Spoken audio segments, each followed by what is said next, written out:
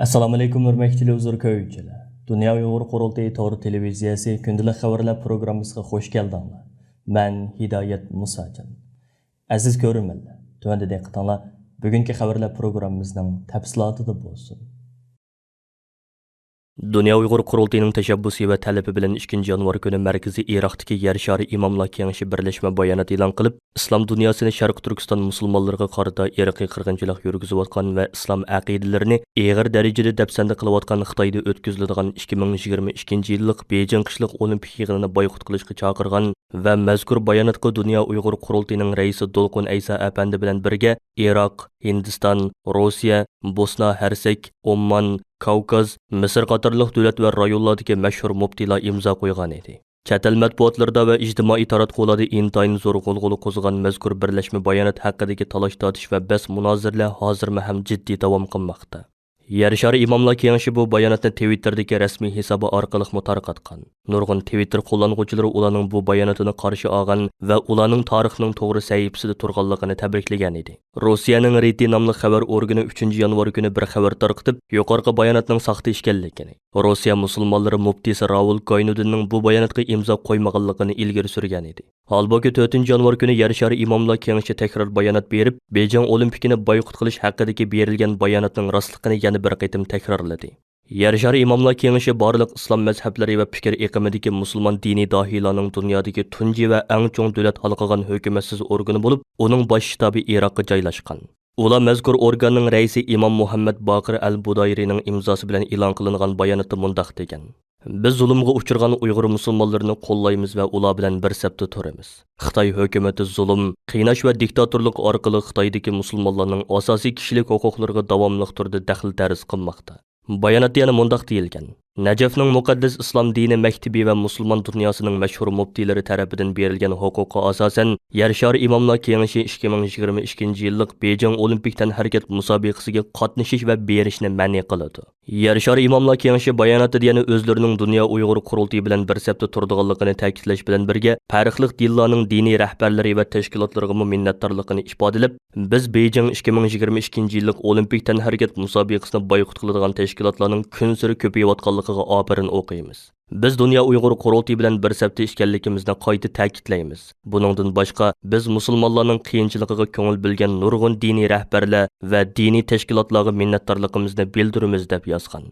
Xitoy hukumati hadab bir qism musulmon davlatlari hukumatlarining Uyg'ur masalasidagi sukutini qo'llanib turib, Birlashgan Davlatlar Tashkiloti qatorliq xalqaro organlarda Uyg'urlarning irqiy qirg'inchilikka uchrayotganligini, Amerika boshchiligidagi g'arb davlatlarining Xitoyga hujum qilishdagi saxta hikoyasi deb tashviq qilib kelgan bo'lg'achqa, mazkur organning bayonoti ijtimoiy taratqularda kuchli diqqat qo'zg'adi.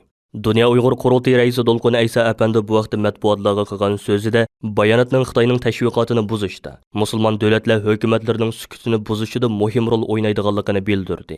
Dolqun Aysa apandining aytishicha, islom dunyosini harakatga keltirishdek bir g'oya bilan Dunya Uyg'ur Qurultiyi yer shari imomlar kengashi bilan aloqa qilib, ular bilan hamkorlik kelishimi imzolagandan keyin mazkur organ Uyg'ur musulmonlarining masalasiga yaqindan diqqat qilishga va Dunya Uyg'ur Qurultiyining faoliyatlarini qo'llashga boshlagan. Ular yaqinda Dunya Uyg'ur Qurultiyi bilan birlikda xalqaro islom hamkorlik tashkilotiga maktub yo'llab, mazkur tashkilot qarmog'idagi islom davlatlarining Uyg'ur masalasidagi sukutini buzishga, Beijing olimpik musobaqasini boykot qilishga chaqirgan. Amerika Kengash palatasining Cumhuriyetçiler partiyasidan bo'lgan a'zosi Rex Scott apandi 5 yanvar kuni bayonot e'lon qilib, Xalqaro olimpik komitetining Uyg'ur majburiy amgikini oyoqlashtirish ittifoqining vakillari bilan ko'rishni rad qilganligini keskin aybladi. Palata a'zosi Rex Scottning torbetida e'lon qilingan bu vaqtdagi bayonotda ko'rsatilishicha, Dunya Uyg'ur Qurultiyining tashabbusi bilan muhojiratdagi Uyg'ur tashkilotlari va boshqa fuqaroviy jamiyatlarni o'z ichiga olgan 300 dan ortiq tashkilotning hamkorligida vujudga kelgan Uyg'ur majburiy amgikini oyoqlashtirish ittifoqi bir necha oydan buyon Sharq Turkistondagi qirg'inchilik va majburiy amgik masalasini muhim tema qilgan holda Xalqaro olimpik komitetidan bu vaqtda suhbat o'tkazishni, shundaqla ularning bu masalada Xitoy hukumatiga besim qilishini talab qilgan. Ammo Xalqaro olimpik komiteti bu talabni rad qilgan. Amerika Tashqi ishlar ministrligining sobiq xizmatchisi Bennett Freeman mazkur ittifoqqa vakolatan bu qitimgi suhbat talabini Xalqaro olimpik komitetiga yo'llagan bo'lib, Xalqaro olimpik komiteti Uyg'ur majburiy amgikiga chetishlik mahsulotlarni olimpik musobaqasi tavalligidan siqib chiqarishni xohlamadi degan. Bu vaqtdagi ahvol New York vaqti gazetida tafsiliy xabar sifatida e'lon qilingandan keyin Kengash palata a'zosi Rex Scott apandi mazkur bayonotni e'lon qilgan. U bayonotda aniq qilib, Xitoy Kompartiyasi qirg'inchilikni davom qilmoqda. Uyg'urlarni davomli holda jazo lagerlariga qamab, ularni majburiy emgakka solmoqda. Mushundaq ahvolda Xalqaro Olimpik komitetining musobaqa kiyimlarining majburiy emgakka bog'lanishlik yoki emasligi haqidagi savolga javob bermaganligi, ularning 100% holda Xi Jinpingning qirg'inchiligiga sherik bo'layotganligini ko'rsatadi. Biz o'rnimizdan dast turishimiz hamda bosh sekretar Xi Jinpingning qilayotgan qirg'inchiligi uchun jazoga tortishimiz lozim degan. Xuddi shu kunning o'zida Demokratlar partiyasidan bo'lgan Kengash palata a'zosi, Amerika Davlat Majlisi qarmog'idagi Xitoy ishlari ijroiya komitetining raisi Jeff Merkley Amerika elektr motorliq avtomobil sohasidagi bayroqdor shirkat bo'lgan Tesla shirkatining Urumchida ko'rgazma zali ochganligini keskin aybladi. 5 yanvar kuni Yahoo iqtisod ko'znikining bu vaqtdagi ziyoratini qabul qilganda Jeff Merkley apanda bu vaqtda to'xtalib, Tesla shirkatining bu qilmishi mohiyatda Xitoy hukumatining Uyg'ur va boshqa musulmonlarga yurgizayotgan bostirishlarni yoshirish rolini o'ynaydi. Bir Amerika shirkatining qirg'inchilik va majburiy emgak davom qilayotgan bir rayonda o'z savdosini boshlashi uchiga chiqqan axloqsizlik degan. Shundaqla Amerika prezidenti Joe Biden Uyg'ur majburiy emgakini cheklash qonuniga imzo qo'yganning atsi Tesla shirkatining bu ko'rgazma zalini echishining o'zi Elon Muskning bu ishlar uchun bizning parvoyimiz palak deganligiga barobar ishkanligini alohida ta'kidlaydi. Qozog'istondagi mamlakat xarakterlik norozilik harakatining to'qinishga aylanishi bilan sobiq Sovet ittifoqidan qolib qolgan Rossiya boshchiligidagi 6 davlatning kollektiv bexatarlik shartnomasi tashkiloti Qozog'iston vaziyatiga aralashdi. Kollektiv bexatarlik shartnomasi tashkiloti qurolli qismlari 6 yanvar tong sahardan boshlab tinchlik saqlash qismlari nomida Qozog'istonga kirgan. Ma'lum bo'lishicha, tinchlik saqlash qismlari Olmuta shahridagi muqim hukumat organlari va strategik nuqtalarni egallagan. 6 yanvar kunidagi xabarlarda to'qinish va miltiq ovozlarining Qozog'istonning eng chong savdo markazi bo'lgan Olmuta shahrini qoplaganligi. Qozog'iston soqchilarining Rossiya boshchiligidagi harbiy ittifoq qurolli qismlarining turtkisida Qozog'iston mustaqil bo'lgan 30 yildan buyon mazkur O'rta Osiyo Jumhuriyatida portlagan eng zo'r ko'lamlik norozilik harakatini besiqtirishga kirishganligi bildirilgan. Ma'lum bo'lishicha, Qozog'iston amonlik kuchlari 6 yanvar kuni Jumhuriyat maydonida namoyishchilarga o'q chiqargan. Biroq qancha odamning o'lganligini dalillash mumkin bo'lmadi. Soqchi taraf o'lgan namoyishchining o'lganligi, biroq namoyishchilarning 10 soqchini o'ldirganligi, 350 dan ortiq soqchini yaralandırganligini aytgan. Soqchi taraf bayonotchisi Saltanat Ozirbekning aytishicha, radikal kuchlar Olmuta shahridagi hukumat binosiga va soqchi idorasiga besib kirmoqchi bo'lgan bo'lib, o'nlagan hujumchi yo'qotilgan va ularning kimligi aniqlangan. 2 yanvar kuni Qozog'istonning g'arbiy janubidagi Janovuzindan boshlangan norozilik harakati butun Qozog'istonga kengayib, norozilik harakatining to'qinishga aylanishi bilan Prezident To'qayev 5 yanvar kuni kollektiv bexatarlik shartnomasi tashkilotini yordamga chaqirgan. Kollektiv bexatarlik shartnomasi tashkiloti To'qayevning taklifini darhol qabul qilib qo'shin yo'llagan. Bu mazkur harbiy ittifoqning tarixida tunji a'zo davlatini qo'g'dash uchun qo'shin chiqarishidir. Navbatda Qozog'istonga Rossiyaning qo'shin chiqarganligi, Armeniyaning 70 dak askar yo'llaganligi ma'lum bo'lsa-mu, ammo jami qancha askar chiqarganligi ma'lum emas. Qirg'iziston parlamenti Qozog'istonga qo'shin chiqarish qarorini 7 yanvar ovozga qo'ydi ekan. Rossiya o'zining Ukrainadagi kengaymichiligi tufaylidan g'arb bilan bo'lgan ixtilofi o'tkirlashib ketgan.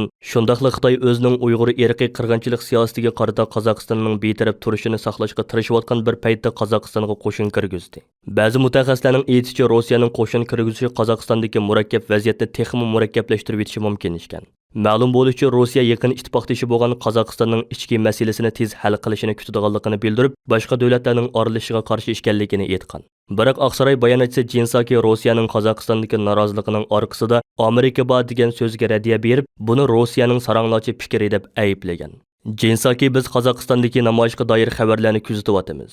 Biz o'zni tutib olish to'g'risidagi chaqiriqlarni, namoyishchilarning o'zini tinch ifodalashi, doirlarning o'zini tutib olishi to'g'risidagi murojaatlarni qo'llaymiz degan. 20-asrda o'tgan mashhur Uyg'ur siyosiy arbobi, 1933-yildagi Sharq Turkiston Jumhuriyatining eng asosli qurg'uvchilarining biri va tarixchisi Muhammad Emin Bug'roning Sharq Turkiston tarixi nomli asari Turkiyada yashayotgan tarix tadqiqotchisi doktorat Abdullah O'g'iz tarafidan turk tiliga tarjima qilingan bo'lib, O'tgan nashriyati tarafidan Istanbulda nashr qilindi. 520 betlik bu kitobning kirish so'ziga kitob to'g'risida mundaq yozilgan. Sharq Turkiston tarixi nomli bu asar Sharq Turkiston milliy mustaqillik kurashining rahbarlaridan Muhammad Emin Bug'ro tarafidan 1940-yillarda yozilgan bo'lib, bu asarda qisqacha umumiy dunyo tarixi, turk tarixining dastlabki bosqichlaridan keyin Sharq Turkistonning ibtidoiy tarixidan toki 1940-yillargacha bo'lgan oraliqdagi tarixi yozilgan. Sharq Turkistonda yashaydigan Uyg'urlarning hech biri o'zlarining tarixini milliy nuqtai nazardan yoki obyektiv o'lchamga asosan yozilgan manbadan bilish, o'g'inish imkoniyatiga ega bo'lmagan edi. Mərhum Muhammed Emin Buğra Kabulda Uyghurlar tarixini Xitaylarning ideyaviy qarashi bilan yozilgan manbalardan va boshqa manbalardan o'qish fursatiga erishgan va uzun zamondan buyon bo'shliq qizqib kelgan Sharq Turkiston tarixini milliy ko'z qarash bilan yozish orzusini amalga oshirish uchun Sharq Turkiston tarixi nomli bu asarni Kabulda yozishga boshlagan. Kitobning kirish so'zining davomida yana mundaq deyilgan: Bir Sharq Turkistonlik tarafidan turk chog'atoy adabiy tilida yozilgan bu asar hozirgacha o'z sohasida tunji bo'lib yozilgan eng cho'ng hajmlik asar bo'lib, 1940-yili nashr qilinib keng xalq ommasiga sunilgandan buyon ta hozirgacha Sharq Turkistonga munosabatlik har soha shaxslarining va ko'pchilikning diqqatini tortgan. Bu asar Uyg'urlarni qizg'in hayajonga solgan bo'lib, Xitoyning Uyg'ur tarixiga munosabatlik o'ydirma va sapsati tarixlarini inkor qilishda asosli rol o'ynaydi. Kirish so'zida yozilishicha, Xitoy bu kitobning nashr qilinganligini bilgandan boshlab u kitobni cheklab, kitobni saqlagan, o'qigan, ko'paytib tarqatgan, u kitob to'g'risida ijobiy fikr bayon qilgan Uyg'urlarni tutqun qilib, og'ir qamoq jazosiga hukm qilgan. Kirish so'zida yana Sharq Turkiston tarixi insoniyatning izzat hurmatiga dushmanlik qilayotgan Xitoyning ishg'oliyati ostidagi ota yurtimiz Sharq Turkiston zaminini unutmaydigan har qanday bir turkning o'qishga tegishli bir tarix va kurash obidasidir. Amerika paycheki bozori haqidagi iqtisodiy mulohizada ko'zga ko'ringan pul muomala analisti Jim Cramer yaqinda CNBC televiziyasining Xitoy paycheklari haqidagi savollarga javob berib, "Men hech kimga Xitoy paycheklarini sotib olishni tavsiya qilmayman. Ularning paycheklariga hargizmi yaqin kelgulik emas" degan. 5 yanvardagi video ziyoratida Jim Cramer bu vaqtda to'xtalib, Xitoy raisi Xi Jinpingning kapitalizmni yaxshi ko'rmaydiganligini, shundaqla bundaq bir diktatorning qo'l ostidagi davlatning paycheklarida hech qanday ishish bo'lmaydiganligini alohida ta'kidlagan. U bu vaqtdagi so'zlarni ba'zi Amerika shirkatlarining Xitoy paycheki bozoriga mablag' silib, qo'shlab foyda olganligi haqidagi xabarga baho berganda qilgan. Shundaqla ba'zilarning Alibaba, Baidu qatorli Xitoy paycheklarini ilib boy bo'lganligiga qarabla, Xitoy paycheklariga sho'lgay eqitishning ahmoqlik bo'ladiganligini alohida ta'kidlaydi. Buningga o'xshab ketadigan so'zni Zoyun podshohi laqamli mablag' soluvchi Jeffrey Gondolak qilgan bo'lib, Xitoyga mablag' selishga bo'lmaydi, chunki ularning uchurlari yolg'on. Amerika Xitoy munosabatidami ishonch yo'q. Xitoyga solgan mablag'ingiz bir kechada musodara qilinib ketishi mumkin degan. Ma'lum bo'lishicha, Amerika Xitoy munosabatining yiriklashib, mengishi muqimlashib kelayotganda, Xitoyga mablag' selish yoki Xitoyning Nyu-York paycheki bozoridagi paylarni sotib olish haqida ko'plagan munozaralar o'tirg'i chiqmoqda ishgan. Hurmatli ko'ruvchilar, yuqorida Dunya uyg'ur qurultiyi to'g'ri televiziyasi kündilik xəvərlər pirugrammısini diqqətinizə sunduk. Keyin qitimliq pirugrammimiz görüşəyli. Görüşəcəmin boğaysılar. Xeyir xoş.